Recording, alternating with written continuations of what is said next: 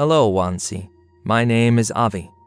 The story I'm about to tell you happened in the winter of 2017. At the time, I was 12 years old and suffering from chickenpox. I'd been on strong medication, and it left me weak and constantly exhausted. One night, I was supposed to take my medicine at midnight, but by a little after 9 p.m., I was already struggling to stay awake. My mom laid me down in bed and told me she would wake me up when it was time to take my medicine. That night, we were staying at my grandmother's house. My siblings and I slept on makeshift beds on the floor, facing a window. The window was partially broken, and the missing section had been covered with a wooden board. It was an old house. The door was positioned just above my head. That night, all of my siblings were in another room watching a movie, so I was alone in the bedroom. I didn't have a phone back then, so I was just lying there, slowly scanning the room with my eyes. I had no idea what I was about to see. When my gaze stopped on the half-broken window, I noticed something sticking out. It was something I had never noticed before while lying in bed. At first, I thought it was just part of the wooden board. But when I looked closer, I realized it was a face. A young girl's face. Her skin was pale and her eyes were completely white. There were multiple wounds across her face and she was moving frantically as if she was desperate to crawl into the room through the window. I was terrified. I shut my eyes and turned to reach for the door. But suddenly, the blanket covering me was yanked toward the window. Then I saw her smiling at me. I screamed. My family came running into the room.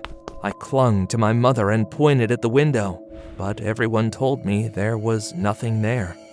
My dad and my brother even walked right up to the window to check. They said they didn't see anything. After I calmed down, I described exactly what I had seen.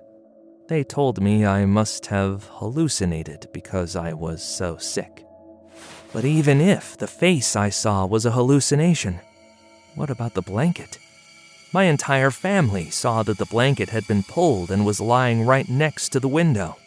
So I still wonder, if what I saw wasn't real, how did the blanket move on its own?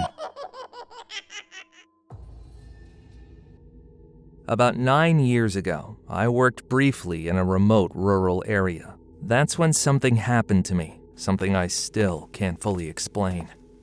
At the time, I rented a small house through Airbnb. It took a long drive to get there, but the house itself was beautiful. Wide, open plains stretched out around it in every direction. By the time I arrived, it was already dark, and I went to bed not long after. Sometime deep in the night, I suddenly woke up. I heard the sound of a car pulling up in front of the house. That didn't make any sense at all.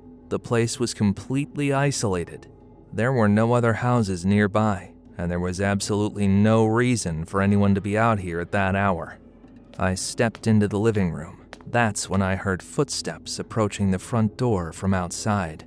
I looked through the window next to the door and saw someone setting a plate of barbecue down in front of the door. I remember thinking, what kind of situation is this? Who leaves a plate of barbecue on someone's doorstep at 3 a.m? Confused, I called out, "Who is it?" A man answered, "I'm your neighbor. Come have some barbecue with me." But there were no neighbors anywhere nearby, and that's when I noticed he was wearing a white ski mask. My heart started pounding. I said, "What, a neighbor?" But he ignored me and calmly walked back toward his truck parked behind him. I stood there, stunned, trying to figure out what I was supposed to do. Then I saw him pull something out of the truck. It was long, very long. In his hands was a massive steel skewer, easily 6 to 7 feet long. That's when I realized something was very wrong. He started walking toward the window where I was standing. Without warning, he suddenly thrust the skewer straight at me. The glass shattered instantly, and the skewer shot deep into the house. I threw myself sideways on pure instinct. If I'd been even a second slower, it would have gone straight through my body. I ran to the bedroom, grabbed my phone, and called 911. While I was on the phone, everything outside went quiet.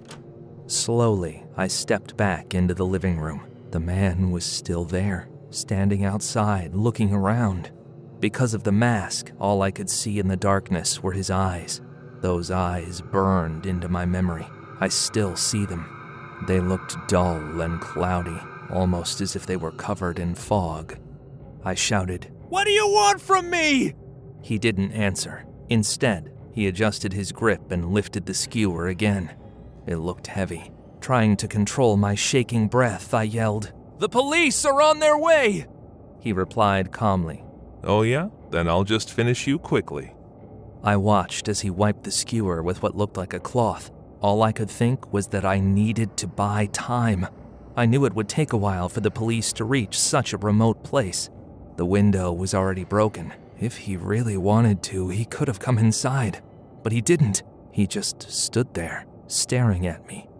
Then, in a low, cruel voice, he said, I'm going to put a lot of holes in you. Fear locked my legs in place, but somehow I forced myself into the kitchen and grabbed a knife. When I looked back at the window, he was gone. I ran into the bathroom and locked the door. Moments later, I heard the sound of boots stepping into the living room. I closed my eyes and cried out to God. The footsteps moved through the house, slowly, deliberately. I backed as far away from the bathroom door as I could. I was sure the massive skewer would come crashing through it at any second. I heard him stop right in front of the door. In that moment, I was certain it was over. But after standing there for about 5 minutes, he turned away. I heard him walk back toward the front door. Then I heard his car start, and finally, the sound of it driving off. Even then, my body wouldn't stop shaking. It wasn't until I heard police sirens outside that I finally unlocked the door. The plate of barbecue at the entrance was gone. I told the police everything that had happened. I never found out if the man was caught. Later, I told my friends about what I'd experienced, but they didn't believe me. And honestly, I don't blame them. It was something almost impossible to imagine.